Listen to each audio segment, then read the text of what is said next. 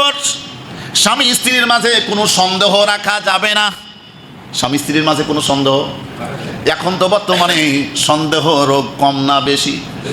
জি, স্ত্রী স্বামীরে সন্দেহ করে, এটা সবচেয়ে বেশি ভাইরাস। স্ত্রী স্বামীকে সন্দেহ করে, এটা সবচেয়ে আসমান জামিনের মধ্যে সবচেয়ে বড় ভাইরাস। আবার স্বামী স্ত্রীকে সন্দেহ করা সবচেয়ে আসমান জামিনের মধ্যে বড় ভাইরাস। এখন তো মোবাইলের যুগ। দেখি তোমার ফোনটা মেসেঞ্জারে কি লিখছো, কারে? এরপরে ইমুতে কি লেখালেখি করছো, কারে ফোন দিছো? হোয়াটসঅ্যাপে কি করছো তুমি? ফেসবুকে কি কমেন্ট করেছো, কারে? এগুলো নিয়ে মারামারি ঠেলাঠেলি, ঠিক না বেঠি? এমনকি এই মোবাইল আসার পরে 100%-এর মধ্যে দেখা যায় 50% ফ্যামিলিতে তালাক হয়ে যায়। কত পার্সেন্ট? আমার মনে হয় কম হয়ে গেল। গন্ডগোল হওয়ার একমাত্র বর্তমানে যেই আপনার ভাইরাস, তার নাম হচ্ছে মোবাইল ফোন, বড় ফোন। আবার অনেকে আছে বিয়ে শাদী না হইতেই স্ত্রীর হাতে বড় ফোন দিয়ে বসে থাকে, বলছে এটা তোমার আমি উপহার দিলাম, আই লাভ ইউ।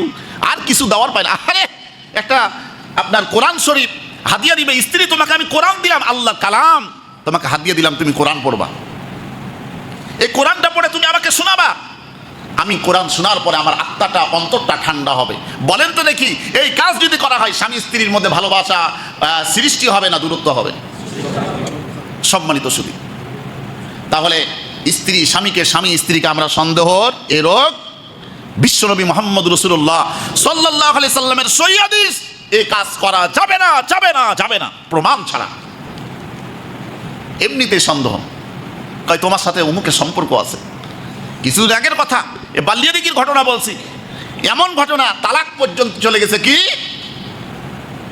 এখন স্বামীতে বলতেছে তোমার দুলা ভাইয়ের সাথে তোমার সম্পর্ক আছে।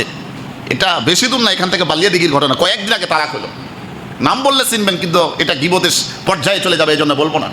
সম্মানিত সুধী, এই ধরনের প্রমাণ ছাড়া কেউ যদি তহমত দেয়, আপনি আপনার স্ত্রীর নামে, স্বামীর নামে যদি তহমত দেন, সন্দেহ রোগ যদি ভিতরে যদি আপনি লালন যদি করেন, ওয়াল্লাহি বিল্লাহি তাল্লাহি, আল্লাহর কসম করে বলি, আপনার এই 3.5 হাত বড়ি আল্লাহর জান্নাতে যাবে না।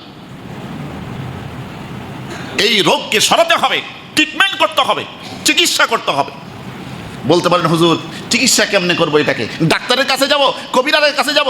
না না না, ডাক্তার কবিরাজের কাছে আপনাকে যেতে হবে না, আপনাকে আসতে হবে আলেম ওলামাদের কাছে সঠিক চিকিৎসা নেওয়ার জন্য। কুরআনুল কারীমের মধ্যে সেই চিকিৎসা আছে, আপনি পড়বেন। অল টাইম যখন স্মরণ হবে রব্বি জিদনি ইলমা, কি পড়বেন? রব্বি জিদনি ইলমা। আল্লাহ নিজেই তার হাবিব মুহাম্মদুর রাসূলুল্লাহ সাল্লাল্লাহু আলাইহি সাল্লামকে শিক্ষা দিচ্ছেন। এটার অর্থ কি? হে আল্লাহ, হে আমার রব, আমার জ্ঞানকে আপনি বৃদ্ধি করুন। যার জ্ঞান বৃদ্ধি হবে, সঠিক জ্ঞান হবে, আল্লাহর কাছে সঠিক জ্ঞান আপনি চাইলেন, সঠিক জ্ঞান থাকা অবস্থায় এই পচা সরা সন্দেহ রোগ তার ভিতরে থাকতে, তাহলে আমরা কি আমল করব? শিক্ষা দিলাম, আল্লাহ শিক্ষা দিচ্ছেন রব্বি, আরে ভাই বলেন না কেন? রব্বি জিদনি জিদনি জিদনি ইলমা ইলমা, রব্বি জিদনি ইলমা। আমরা সর্ব অবস্থায় যখন সুযোগ পাব, আল্লাহ পাক রব্বুল আলামিন স্পেশালি ভাবে তার নবীকে শিক্ষা দিচ্ছেন। তার মানে কত গুরুত্বপূর্ণ এই আমলটা, একটু চিন্তা করেন। সম্মানিত সুধী, ও আমার মা বোনেরা, ক্যান্সারের একা যত দূর পর্যন্ত মাইকের আওয়াজ চলে যায়, এই সন্দেহ রোগ ভিতরে রাখা যাবে না। সন্দেহ রোগকে ডিলেট করতে হবে, বাদ দিতে হবে। স্বামীকে বিশ্বাস করুন, স্ত্রীকে বিশ্বাস করুন। কোনো যদি ত্রুটি পান, তাহলে কোরআন হাদিসের আলোকে তাকে সমাধান করুন, তাকে বুঝান, তাকে বুঝান। সর্বপ্রথম কথা হচ্ছে 5 ওয়াক্ত নামাজের দাওয়াত দেন। আল্লাহ পাক রব্বুল আলামিন বলেন, ইন্নাস সালাতা তানহা আনিল ফাহশাই ওয়াল মুনকার, নিশ্চয় সালাত নামাজ অশ্লীলতা থেকে, খারাপ কাজ থেকে বিরত রাখে। আপনার সন্তান, আমার সন্তান যুবক নামাজ আদায় করে না, আপনি আমি মা বাবা হয়ে সেই সন্তানকে নামাজের কথা বলতে আমাদের কষ্ট হয়, ঠিক না বেঠিক? কয়জনের সন্তান নামাজ পড়ে একটু চিন্তা করেন তো। এই জন্যে নামাজের প্রতি দাওয়াত দিবেন, ইনশাআল্লাহ এই সন্দেহ রোগ খারাপগুলো দূর হয়ে যাবে। আল্লাহ আমাদের সকলকে হেফাজত করুন বলি আমিন। 5 নম্বর, আল্লাহ পাক রব্বুল আলামিন এবং সহিহুল বুখারীর হাদিস, একে অপরের সহযোগী হওয়া, একে অপরের স্ত্রী স্বামীর স্বামী স্ত্রীর সহযোগী হওয়া। আল্লাহ নবী বিশ্ব নবী সহযোগিতা করেছেন কিভাবে? মা আয়েশা সিদ্দিকা এরকমভাবে রান্না করতেছেন, আল্লাহ নবী বিশ্ব নবী সহযোগিতা করেছেন। কাটা এরকমভাবে আটা খমির করতেছেন, খমির বুঝেন তো না কি বলে? আল্লাহ নবী বিশ্ব নবী সহযোগিতা করেছেন। মা আয়েশা সিদ্দিকাকে প্রশ্ন করা হলো, আয়েশা, মা আয়েশা সিদ্দিকাকে যখন প্রশ্ন করা হলো আমার নবী বিশ্ব নবীর ব্যাপারে কিছু বলেন, মা আয়েশা সিদ্দিকা বলেন, তোমরা কি কোরআন পড়ো না? তোমরা কি কোরআন দেখো না? কোরআনের চরিত্র আমার বিশ্ব নবীর চরিত্র আল্লাহ পাক রব্বুল আলামিন সমান করে দিয়েছে। কোরআনের চরিত্রই হচ্ছে আমার নবীর চরিত্র। সুবহানাল্লাহ। স্ত্রী স্বামীর সহযোগী হয়, স্বামী স্ত্রীর সহযোগিতা হয় কেমনে? ফজরের যখন আজান হবে এমন সময় স্ত্রী স্বামীকে ডাক দিবে, স্বামী স্ত্রীকে ডাক দিবে। ডাক দিলে কি মনে হয় গুনাহ হবে? গুনাহ হবে নি? না না না, আপনি আপনার স্ত্রীকে ডাক দিয়ে উঠাবেন ফজরের নামাজের সময়। আপনার স্বামী নামাজ আদায় করবে, আপনি নামাজ আদায় করবেন। যে একজন আরেকজনকে ডাক দিয়ে উঠালো, উভয়ের নামাজের সব আল্লাহ পাক রব্বুল আলামিন উভয়ের আমলনামায় দিয়ে দিবেন। স্ত্রী যদি স্বামীরা ডাক দিয়ে উঠায় নামাজের জন্য, আল্লাহর হুকুম আদায়ের জন্য, আর স্বামীরও যদি ইচ্ছা থাকে, কি ইচ্ছা থাকে? আমি আমার স্ত্রীকে আগে উঠাবো, স্ত্রীর নিয়ত কি? আমার স্বামীকে আগে আমি উঠাবো। উভয়ের এরকমভাবে উদ্দেশ্য নিয়ত থাকার কারণে আল্লাহ নবী বিশ্বনবী বলেন, ক্বালা রাসূলুল্লাহি সাল্লাল্লাহু আলাইহি সাল্লাম, ইন্নামা সাওয়াবুল আমালু বিন্নিয়াত। আল্লাহ পাক রব্বুল আলামিন সঙ্গে সঙ্গে তাদের আমলনামায় আল্লাহ তাআলা সওয়াব লিপিবদ্ধ করে দিলেন। একজনের নামাজ নয়, উভয়ের নামাজই ডবলে, দুইজনে নামাজ পড়লে যে সওয়াব হতো উভয়ের আমলনামায় ডবলের সওয়াব আল্লাহ দান করে দিবেন। কিসের জন্য বলেন তো দেখি? নিয়াত। কিসের জন্য? নিয়তের জন্য। আমরা কি এই কাজগুলো করবো ইনশাল্লাহ? হুজুর আমি তো নামাজই পড়ি নাই, ডাক দিব কেমনে? ফজরের সময় উঠতে পারি না। এমনও মুসল্লি আছে কয়, হুজুর 4 ওয়াক্ত নামাজের কোনো সমস্যা নাই। কোন কোন নামাজ? যোহর, আসর, মাগরিব, এশা। ঝামেলা যত ফজরে, ঝামেলা যত ফজরে। কেন ভাই আপনার ঝামেলা কেন, সমস্যা কেন? কয় হুজুর রাত্রি 12টা 1টা লাগে আমার ঘুম আসে না। কারণটা কি? কয় ফেসবুক চালায়। কি চালায়? মানে বউ চাইতো বড় বউ ফেসবুক হয়েছে। আসলেই তাই, মানুষ এখন ফেসবুকে পাগল, মোবাইলে পাগল। দেখেন একটা সংসার চালাতে যে খরচ হয়, এমনও আল্লাহর বান্দা বান্দি আছে যাদের মোবাইলে তা খরচ হয়। ঠিক না ভাই? ঠিক। সম্মানিত সুধী, এই জন্যে আমরা এই ইহুদিবাদী কাজগুলোকে আমরা ডিলেট করব, বাদ দিব বলি ইনশাআল্লাহ। তাহলে 5টি কাজ আমরা করবো তো ইনশাআল্লাহ। 1 নম্বর কি? স্বামী স্ত্রীর মাঝে স্যাক্রিফাইস হতে হবে। 2 নম্বর কি? ঝগড়া। ঝগড়া করা যাবে কি না? ঝগড়া করা সুন্নত, ঝগড়া করা যাবে না। 3 নম্বর হচ্ছে সন্দেহ করা। জি। 3 নম্বর হচ্ছে স্বামী স্ত্রীর মাঝে আমানত বাইপাস করা যাবে না, বাইরে প্রচার করা যাবে না। এরপরে 4 নম্বর হচ্ছে সন্দেহ রাখা যাবে না। 5 নম্বর হচ্ছে একে অপরের সহযোগী হতে হবে। আমরা সকলে কি সহযোগী হতে রাজি? আল্লাহ কবুল করুন, সকলে বলি আল্লাহুম্মা আমিন।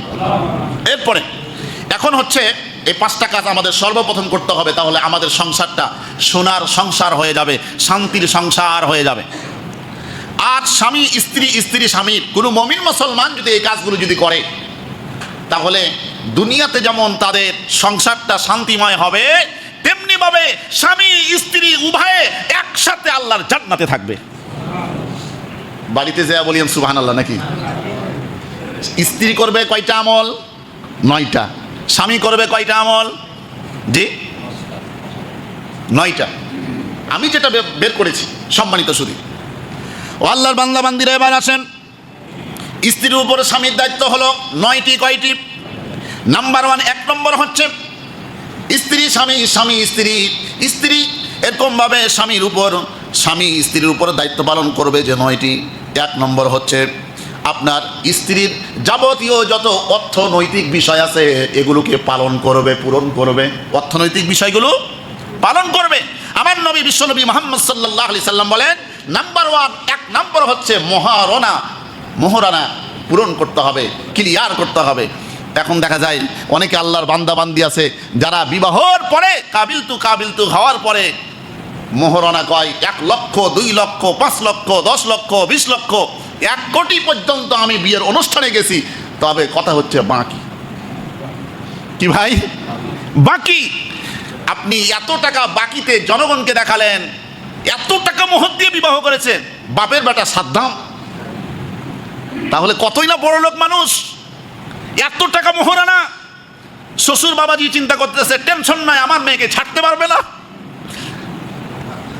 এদিকে ছেলেও মারহাবা নিচ্ছে। ইসলাম কি বলে? এটা ইসলাম শরীয়ত সম্মত নয়, শরীয়ত সম্মত নয়। ইসলাম বলছে আপনার সাধ্য অনুযায়ী আপনি কি করবেন, নগদ মোহরানা আপনাকে পরিশোধ করতে হবে, নগদ মোহরানা পরিশোধ করতে হবে। আপনাকে 5 লক্ষ 10 লক্ষ 20 লক্ষ 1 কোটি টাকা মোহরানা করার কথা আল্লাহ নবী বলেন নাই, ইসলাম বলেন নাই। আপনি 20,000 পারবেন, 20,000 আপনার সাধ্য, আপনি 20,000ই নগদ টাকা দিয়ে আপনি মোহরানা দিয়ে আপনি বিবাহ করেন। যদি বলেন আমি যারে বিবাহ করব তার মা বাবা তো মানে না, তাই না, 1.5 লক্ষ। এমনও হয় যে আপনার দাবি করছে যে মোহরানা হবে 1 লক্ষর উপরে, ছেলেপক্ষ বলতেছে আমি এত পারবো না, নগদ বিবাহ, নগদ মোহরানা দিয়ে আমি বিবাহ করবো, আমি নগদ মোহরানা দিব 50,000, বিবাহ ভেঙে গেছে। এরকম ঘটনা মনে হয় এই দেশের মধ্যে নাই, আছে? মোহরানার ব্যাপারে উভয়ের আপনার মিল না হওয়ার কারণে সেই বিবাহ হয় না। বরঞ্চ ইসলাম বলে মোহরানা ঠিক করবে ছেলে আর মেয়ে। মোহরানা কে ঠিক করবে? ছেলে আর মেয়ে। মেয়ের মাধ্যমে যে তুমি কত টাকায় তুমি বিবাহ করতে চাও, তোমার মোহরানা তুমি প্রাপ্য, তুমি কত টাকা চাও। ছেলে বলবে যে আমার এত টাকা আমার সাধ্য, আমি 20,000 বা 30,000 বা 40,000 বা 50,000 অথবা 1 লক্ষ অথবা 1.5 লক্ষ অথবা 2 লক্ষ টাকা আমার দেওয়ার অ্যাবিলিটি আছে, আমার সাধ্য আছে, এর বেশি আমি দিতে পারবো না। এটা ছেলেকে বলতে হবে। কিন্তু ছেলের গার্জিয়ান, মেয়ের গার্জিয়ান, 2-4 জন দালাল একসাথে হওয়ার পরে দেখা যায় চাপাচাপি শুরু হয়। আইল চাপাচাপি, ঠিক না বেঠিক? এটা ইসলামে জায়েজ নাই, ইসলামে জায়েজ নাই। চাপাচাপি যদি হয়, এগুলো যদি হয়, বাকি দাও, কোনো সমস্যা নাই, নগদের দরকার নাই। বুঝতে হবে সেই ফ্যামিলি কখনো ইসলাম প্রেমিক ফ্যামিলি হতে পারে না, সেই ফ্যামিলি, সেই ছেলে মেয়ে কখনো দিনদার পরেশগার হতে পারে না। আরে ভাই কথা কন না কেন? তাহলে দিনদার পরেশগান, আল্লাহ ভীরু, ইসলাম ভীরু, ইসলাম প্রেমিক যদি না হয়, সেই সংসারের মধ্যে শান্তি কেমনে পাবেন আপনি? আল্লাহ আমাদের সকলকে সঠিক বুঝ দান করুন বলে আল্লাহুম্মা আমিন। যখন হক কথা হয় অনেকের কষ্ট লাগে, ভাই হুজুর আমার বিরুদ্ধে চলে যায়, হুজুর আমার বিরুদ্ধে চলে যায়। 10 লাখ টাকা তুমি মোহরানা, তুমি বড়ত্ব দেখার জন্য তুমি বলতেছো 10 লক্ষ টাকা মোহরানা, কিন্তু বাকি আবার রাত্রিবেলা স্ত্রীর কাছে যায় ক্ষমা চাও। তোমার চুল পরিমাণ, তোমার কি লজ্জা নাই? তোমার লজ্জা শরম নাই? স্ত্রীর কাছে ক্ষমা চাও। আর আপনি ক্ষমা ছাড়া এমনিতে যদি আপনি স্ত্রীর কাছে যদি মিলন করতে যান, আপনার এই মিলন কি বৈধ হবে ভাই? আগে স্ত্রীর মহারানা পাওনা আপনাকে বুঝায় দিতে হবে, এরপরে আপনি আপনার স্ত্রীর শরীরে হাত দিতে পারবেন। তাছাড়া ইসলাম শরীয়ত আপনাকে জায়েজ করে নাই, অনুমতি দেয় নাই। অথবা আপনাকে অপারগতা দেখাতে হবে যে আমার ভুল ক্রমে হয়ে গেছে, এটা আমাকে এখনকার মতো মাফ করে দাও। আবার আপনি পরিশোধ না করে যদি মারা যান, তাও ভেজাল আছে না নাই? ভেজাল আছে। ও মুসলমান ভাইরা, এবার আসেন, প্রথম নম্বর হচ্ছে মোহরানা। 1 নম্বর, স্ত্রীর অর্থনৈতিক দায়িত্ব পালন করতে হবে। এর মধ্যে 1 নম্বর হচ্ছে মোহরানা পরিশোধ করতে হবে। 2 নম্বর হচ্ছে স্ত্রীর রিজিকের ব্যবস্থা করতে হবে, অর্থাৎ খাবার দিতে হবে। কি দিতে হবে? খাবার দিতে হবে। ছেলে মেয়ে যখন বিবাহ হবে, বিবাহের সময়, বিবাহের দিনে দেখা যায় ছেলে পক্ষ মেয়ের বাড়িতে যায় 100 জন 200 জন, আগেই কয় কন্টাক্ট, 100 জন লোক যাবে, 200 জন লোক যাবে, 300 জন আমাদের পক্ষ থেকে যাবে, অথবা 50 জন যাবে। আপনাদের এলাকায় মনে হয় এরকম নাই? আছে। আগেই কয়, মনে হচ্ছে আর বাপের টাকা দিয়ে বাজার করা আছে, এই জন্য আগেই সিগন্যাল দিচ্ছে যে এতজন যাবে। হ্যাঁ, আবার যদি স্ত্রী পক্ষ, সে মেয়ে পক্ষ, বাবা মা স্বেচ্ছায় যদি বলে আমি খুশির সাথে আনন্দের সাথে আমি খাওয়াবো, তাহলে জায়েজ আছে, সমস্যা নাই। কিন্তু আপনি জোর করে চাপিয়ে দিচ্ছেন, নিজ ইচ্ছায় বলতেছেন আমার এতজন লোক যাবে, সে আপনাকে বলতে পারতেছে না, কারণ সম্পর্ক খারাপ হবে। অথবা বলবে এই কিপটা, এর মন ছোট, ছোট লোক, এই জন্যে আপনাকে বলতে পারতেছে না। অন্তর্যামী আল্লাহ অন্তরের খবর জানেন কি জানেন না ভাই? জানে। সেই আল্লাহ পাক রব্বুল আলামিন খাবারের ব্যবস্থা স্বামীকেই করতে হবে। স্ত্রী তাদের ফ্যামিলি থেকে তারা এরকমভাবে খাবারের ব্যবস্থা করবে, ইসলাম এই কথা বলে নাই। দায়িত্ব হচ্ছে ছেলে পক্ষে। তাহলে মা বোনদের কোন দিক দিয়ে ইসলাম ঠকাইলো ভাই? ঠকাইছে? ঠকাই নাই, বরঞ্চ পূর্ণ অধিকার দিয়েছে, ডবল অধিকার দিয়েছে, ইসলাম সম্মান দিয়েছে। ও মুসলমান ভাইয়েরা, খাবার দিতে হবে। সেই বিবাহ শুরু থেকে কাবিল তু থেকে সেই বিবাহ টিকসই পর্যন্ত, মৃত্যু পর্যন্ত তার দায়িত্ব পালন করতে হবে। 3 নম্বর, পোশাক আশাক দিতে হবে। পোশাক কাবিল তু থেকে শেষ পর্যন্ত, যতদিন বৈবাহ জীবন থাকবে, মৃত্যু পর্যন্ত তার দায়িত্ব তাকে পালন করতে হবে। 4 নম্বর, চিকিৎসা দিতে হবে। অসুস্থ যদি হয় তাহলে স্বামীকে এই দায়িত্ব পালন করতে হবে, চিকিৎসা ট্রিটমেন্ট করতে হবে। এর দায়িত্ব কার? স্ত্রী না স্বামীর? কিন্তু আশ্চর্য বিষয় হচ্ছে, দুঃখজনক বিষয় হচ্ছে, এমনও ফ্যামিলি আছে, এই কনসার্ট এলাকার কথা বলতেছি, আপনার ঢাকা বাস স্ট্যান্ডের আশপাশের কথা বলতেছি, আজ থেকে 2 বছর আগে দেখা যায় স্ত্রীর উপর অত্যাচার করে। কয়, তোর বাপের বাড়ি থেকে তোর চিকিৎসার খরচ নিয়ে আয়, তোর বাপের বাড়ি থেকে চিকিৎসার খরচ নিয়ে আয়। অত্যাচার করে। এরকম কুলাঙ্গার, সীমার খারাপ স্বামী মনে হয় আপনাদের এলাকায় নাই। দুঃখের সাথে কথাগুলো বলতেছি। ও আল্লাহর বান্দা বান্দি, আপনি যাকে বিবাহ করেছেন, আপনি শরীয়ত মেনে, স্ত্রীর হক মেনে তো আপনি বিবাহ করতে গেছেন, দায়িত্ব জেনেই তো আপনি বিবাহ করতে গেছেন। আর পরে যদি বলেন না আমি এটা করব না, ওটা করব না, আপনি তো অস্বীকার করেন। ও মুসলমান ভাইরা, ভালো করে বুঝবেন, তাহলে আপনার অবস্থা, আপনার মৃত্যুর পরে দুনিয়া আখেরাতে আপনার কি অবস্থা হবে আপনি একটু চিন্তা করেন। 2 নম্বর, 1 নম্বর গেল অর্থনৈতিক বিষয়। 2 নম্বর হচ্ছে সুন্দর আচরণ করতে হবে। 2 নম্বর কি? আরে ভাই কথা পান না কেন? সুন্দর আচরণ করতে হবে, সুন্দরভাবে কথা বলতে হবে। স্বামীকে বলতে হবে, স্বামী গো, স্ত্রীকে বলতে হবে, স্ত্রী গো তুমি না কতই সুন্দর, তুমি না। স্ত্রীর প্রশংসা বেশি বেশি করে করতে হবে। খাবারে একটু লবণ ঝাল কিছু হয়েছে, রাগারাগি করা যাবে না, বলতে হবে আলহামদুলিল্লাহ খুব সুন্দর। ঠিক না বেটি? মুহাম্মদ রাসূলুল্লাহ সাল্লাল্লাহু আলাইহি সাল্লাম এর স্ত্রী কয়জন ছিলেন? জি, কোনো হাদিসে আছে 11 জন, কোনো হাদিসে আছে 9 জন, 11 জন। তবে সহিহ সনদে বর্ণিত বেশি বিশুদ্ধ হাদিস 11 জন। কতজন? 11 জন। আল্লাহর নবী বিশ্বনবীর কোনো স্ত্রীর সাথে এই ধরনের খারাপ আচরণ হয় নাই, বরঞ্চ আল্লাহর নবী বিশ্বনবী খাবার খাওয়ার পরে বলেছে কত সুন্দর তোমার খাবার, তুমি কতই না সুন্দর, তুমি বিশ্ব সুন্দরী। ও মুসলমান ভাইরা, এই জন্য স্ত্রীদের প্রশংসা বেশি বেশি করতে হবে, প্রশংসা বেশি বেশি করতে হবে। স্ত্রীকে বলতে হবে তোমাকে আমি কতই না ভালোবাসি, আই লাভ ইউ। বললে কি গুনাহ হবে ভাই? না সওয়াব হবে। স্ত্রীকে খুশি করার জন্য কোনো কথা যদি বাইপাস যদি করা যায়, বাইপাস মানে একটু ঘুরায়া পেঁচায়া যদি বলা যায়, কিসের উদ্দেশ্য? খুশির উদ্দেশ্যে, এটাও একটা ইবাদত। আল্লাহর রহমত তাদের উপর নাজিল হতে থাকে। সুবহানাল্লাহ।